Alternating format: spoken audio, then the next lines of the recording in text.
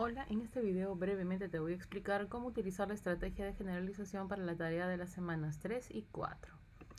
Recuerda que esta tarea incluye la elaboración o se trata de la elaboración de un texto argumentativo de 3 párrafos. El primero que será la introducción, el segundo que será el desarrollo por generalización y el tercero que será un párrafo de cierre. Recuerda que cada una de estas partes del texto cumple una función y es tu deber hacer que se cumplan. Brevemente vamos a pasar a los ejemplos, pero para esto vamos a utilizar una pregunta que va a ser el eje de nuestro texto.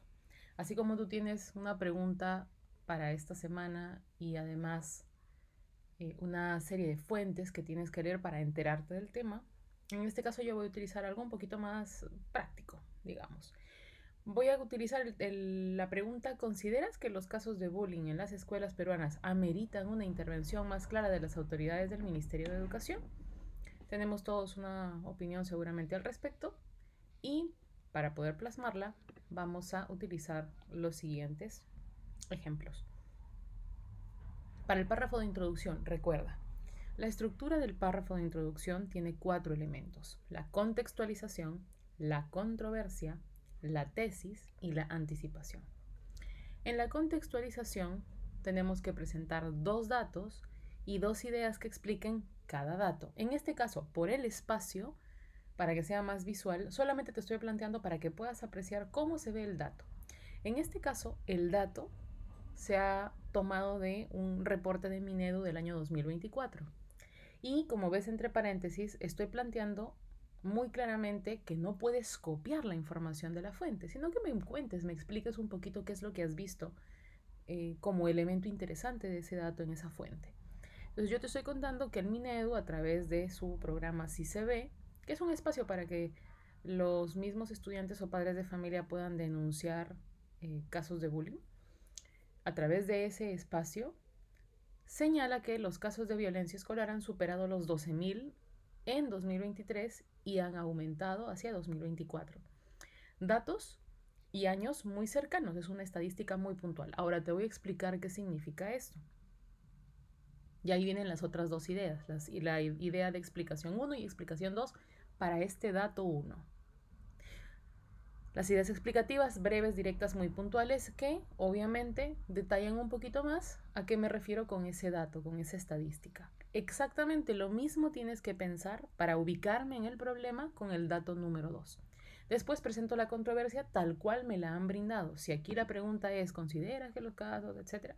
Lo mismo aquí: ¿consideras que los casos de bullying en las escuelas peruanas ameritan una intervención más clara de las autoridades del Ministerio de Educación? Listo. Esa es la pregunta. Frente a eso yo respondo: sí, me parece que amerita o no amerita. En este caso la tesis es sí amerita.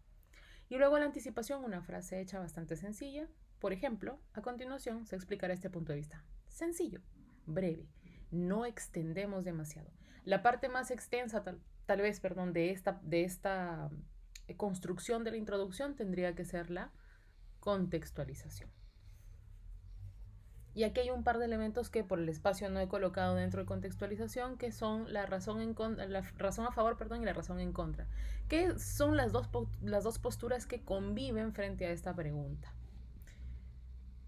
Luego pasamos al párrafo de desarrollo, ¿ya? Mi título del texto es Intervención del Minedu ante el bullying. Y recuerdas que yo había mencionado que mi tesis era que sí ameritaba intervención. Ahora recién en el desarrollo te voy a explicar por qué. Entonces, en el desarrollo estoy poniendo que mi idea principal, que es obviamente la primera, está compuesta por tesis más el argumento. Mi tesis va a ser que sí, debería intervenir el Minedu. ¿Y por qué debería intervenir? Ahí viene mi argumento. Porque los protocolos fallan en prevenir daños físicos y psicológicos graves que a veces pueden ser fatales. Listo. Yo, para poder haber llegado a este argumento, y esta es la particularidad del párrafo de generalización, antes de construir tu párrafo de generalización y de tener una idea principal, lo primero que tendrías que buscar es qué ejemplos o qué, valga la redundancia, casos me permiten a mí establecer una generalización, es decir, qué casos o ejemplos tienen características comunes. Entonces, en el caso número 1, yo estoy planteando algo que ocurrió en 2019. Jordan Cruz fue agredido mortalmente en Arequipa, en su colegio. Y en el caso número 2, estoy planteando en el Colegio Saco Oliveros en el 2022, un estudiante cayó tras bullying y ciberacoso. No, fue empujado, si no recuerdo mal, o se lanzó.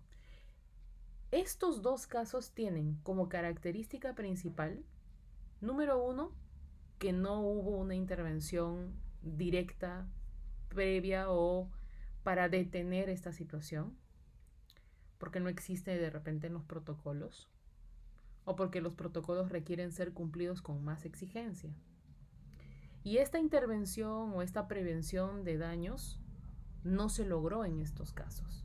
Y por eso yo considero, frente a estas cuestiones que ya han ocurrido, que los protocolos no están haciendo bien su trabajo, es decir, la forma en que los colegios deben actuar tal vez no es extremadamente clara para que los docentes y los directivos puedan tomarlas en cuenta, y esto hace que prevenir situaciones graves como las agresiones físicas y los intentos de un daño mayor no se puedan prevenir.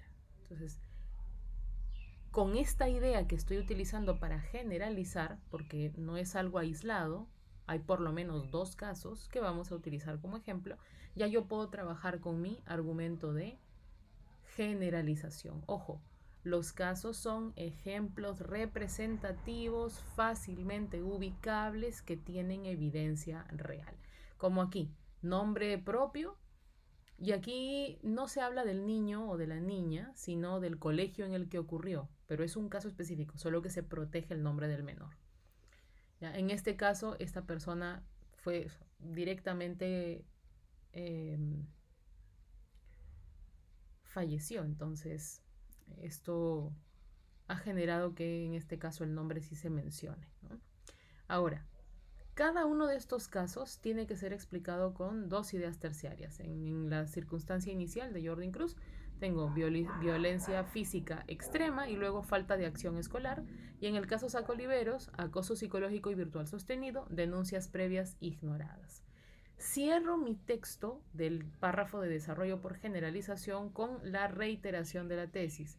Menciono que, ya que he dicho que sí debería intervenir, es imperativo, es decir, es obligatorio que se intervenga de manera eficaz para evitar tragedias. Listo. Este es el párrafo de desarrollo. Estos son los elementos que debe contener nuestro párrafo de desarrollo. Y para cerrar, este párrafo en el que culminamos nuestro texto, recuerda que empezamos con el nexo de cierre y luego reafirmamos tesis. En este caso, nuestro nexo de cierre es en conclusión y cerramos con la reafirmación de la tesis que ya habíamos mencionado. Y luego tenemos que elaborar un comentario crítico que incluya 2 propuestas de solución con su correspondiente impacto. Entonces, para la propuesta de solución número 1 hemos dicho implementar equipos y el impacto, detección temprana y contención inmediata. Para la propuesta número 2, reformar protocolos con sanciones claras y apoyo psicológico, y el impacto es disuasión efectiva del acoso y recuperación de las víctimas. Y esto es más o menos lo que deberíamos hacer en esta tarea de la semana número 3 de cara a nuestra PC1 en la semana 4. Entonces, toma en consideración sobre todo las indicaciones dadas para el aspecto del párrafo de desarrollo por generalización, porque en donde está la parte más interesante es en esta zona. Yo ubico mis casos, reviso qué aspectos generales o qué características reiteradas puedo encontrar en el primer caso y en el segundo, y a partir de eso genero mi argumento. De esa manera se defiende este párrafo de generalización. Espero que eso te haya servido para que puedas comprender cómo funciona la generalización y puedas hacer un excelente texto de cara a la evaluación.